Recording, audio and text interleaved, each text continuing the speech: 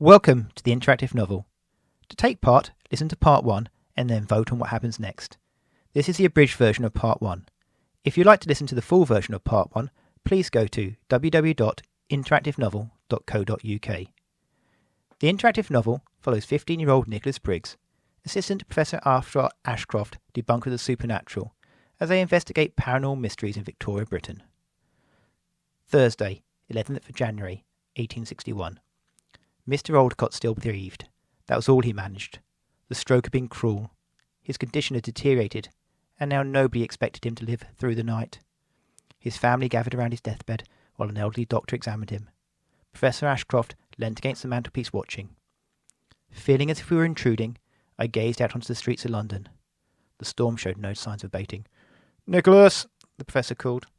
I turned back to the room. Except for Mrs. Oldcott, the rest of the family were leaving. I took one last look at the dying man before following the others out of the room. Edward, Mr. Oldcott's son, led the professor and I into the billiards room. "My father believes that our family is cursed," Edward said. "What sort of curse?" the professor asked. "Are you familiar with the Irish Binsidy?" "You mean a banshee?" the professor said.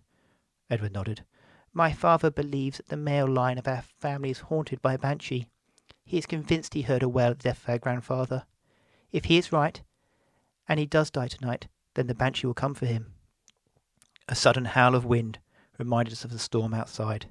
The two men looked at each other, sharing the same thought, that on a night like this it was all too easy to believe in ghost stories.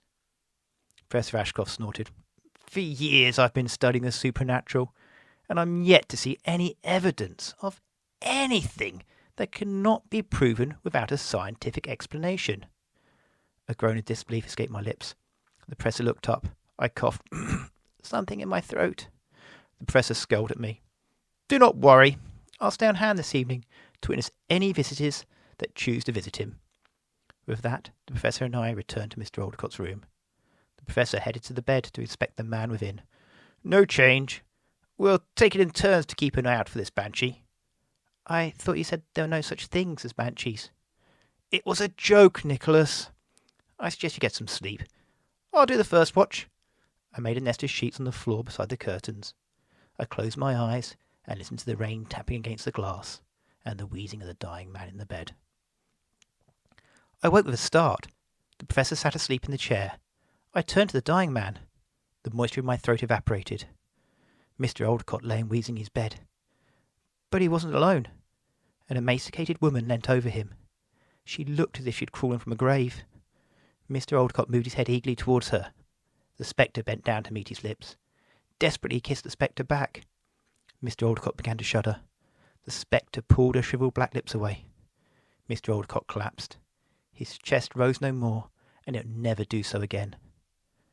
Then the spectre glided towards me. I had been mistaken. She was not a skeletal hag, but the most beautiful woman I'd ever seen. She smiled, and I forgot my fear. The death of Mr. Oldcott was unimportant. The professor snoring in the chair in irrelevance. All that mattered was this beautiful woman. Smiling like an idiot, I stepped forwards, wanting to kiss her. Then before my eyes the glamour lifted. The spectre I'd seen leaning over the bed returned. I scrambled away. I looked back, and the beautiful woman watched me. I tilted my head, and she turned back into the corpse. I straightened my head. The beautiful woman reappeared. She was both the hag and the beautiful woman at the same time. "Do not fear me," the banshee said. "You have worse to fear. For a surprise visitor seeking help will set you on a dangerous path. Death stalks your future." The banshee let out the most pitiful scream I'd ever heard. I shut my eyes. The scream ceased, and the banshee was gone. "Mr. Oldcott," the professor said, racing to the bed. He felt for a pulse. Summoned from all over the house by the banshee's wail, family and servants rushed into the room. The professor shook his head. "I'm sorry." The family broke into tears. "Come along, Nicholas," the professor said. I followed the professor back to the billiards room. "Is there anything you'd like to tell me?" the professor asked. I saw the banshee. She killed him, screamed and vanished." "There's a reasonable explanation for this." "There is?" "You had a vivid dream." The door opened, and Edward entered the room. "We heard the scream. Did you see it? The Binsidy?" Edward asked. "The scream came from my assistant Nicholas," the professor said. It seems he had a rather vivid dream and he woke with a scream. The fact that he screamed coincided with your father's death is a coincidence. As for the Binsity, I can assure you that your father was not visited by such a thing. I was in the room and I did not witness anything out of the ordinary. Friday, 12th of January, 1861. Forget about the bad dream and congratulate yourself on a job well done, the professor said. I gave a weak smile. We had just returned to the professor's house. Gertie Stubbs greeted us in the hall. At 15, Gertie was a few months older than me and worked as a maid in the professor's house. She was my closest friend, and the only one I could tell the truth to about the supernatural incidences I witnessed. There is a guest waiting in the parlour, Gertie said. A feeling of dread crept through me. I knew with certainty that they were the surprise guest seeking help that the Banshee had warned me against.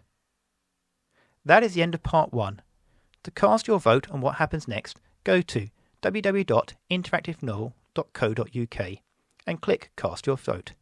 Decide with care, because whatever option receives the most votes will determine what happens next.